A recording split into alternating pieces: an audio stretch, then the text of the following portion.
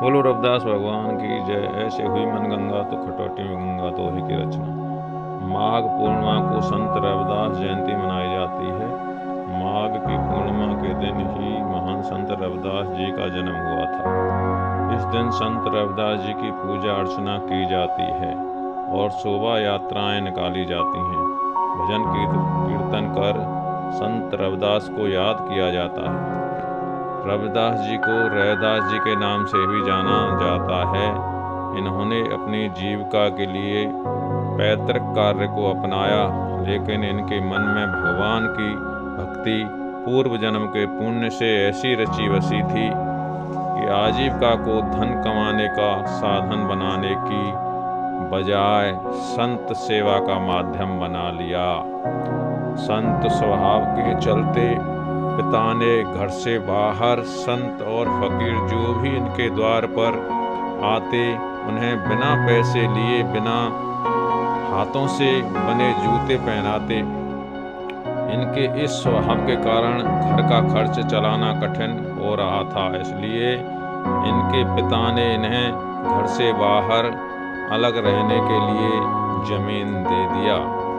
जमीन के छोटे से टुकड़े में रविदास जी ने एक कुटिया बना लिया। जूते बनाकर जो कमाई होती उसे संतों की सेवा में करते। इसके बाद जो कुछ बच जाता उससे अपना गुजारा कर लेते थे।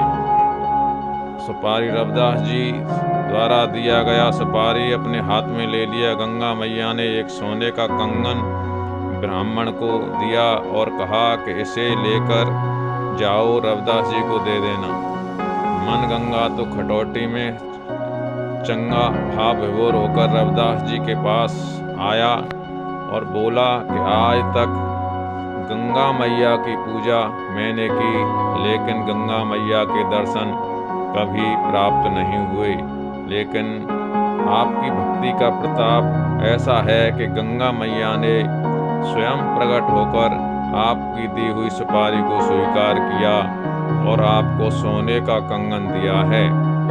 आपकी कृपा से मुझे भी गंगा मैया के दर्शन हुए। इस बात की खबर पूरे काशी में फैल गई।